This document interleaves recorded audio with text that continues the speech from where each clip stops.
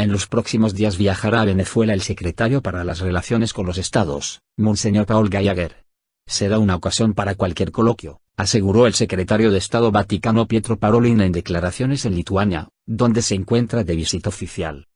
Días atrás, el propio Parolin aseguró en diálogo con Telam que la situación en Venezuela es preocupante, al tiempo que confirmó que el Papa Francisco pidió diálogo al gobierno de Nicolás Maduro como única solución a los problemas.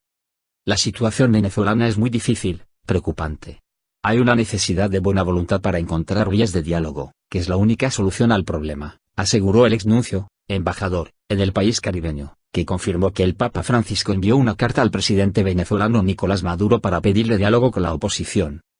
Fue una carta en la que se pide el diálogo para facilitar el encuentro entre gobierno y oposición. Dar respuesta a los problemas graves y reales, y creo que la única manera es que lo hagan juntos, con diálogo, agregó Parolin antes de participar en la presentación de la nueva edición de un mensuario que la Santa Sede dedica a las mujeres, Donne, Chiesa, Mondo. Este fin de semana, la Pontificia Comisión para América Latina emitió un comunicado en el que llama la atención sobre una profunda crisis política, económica y social que vive la hermana nación de Venezuela.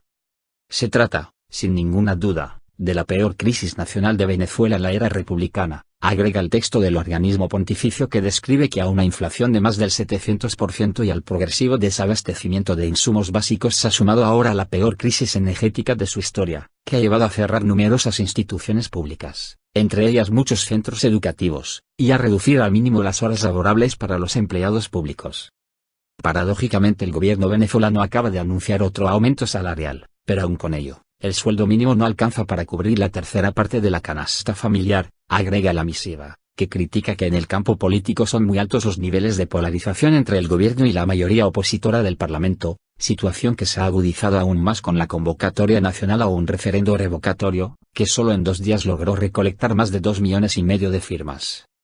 En este marco, el pasado miércoles, Parolin recibió de manera privada al padre del encarcelado dirigente venezolano Leopoldo López Gil, quien antes había saludado al pontífice durante la audiencia general.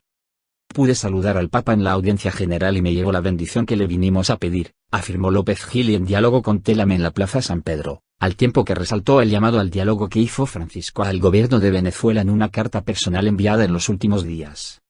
En el escrito, el Papa pide al mandatario que establezca con urgencia un canal de diálogo con la oposición, centrado en las coincidencias que tengan, más allá de la alta polarización que atraviesa el país, informaron fuentes vaticanas a Telam.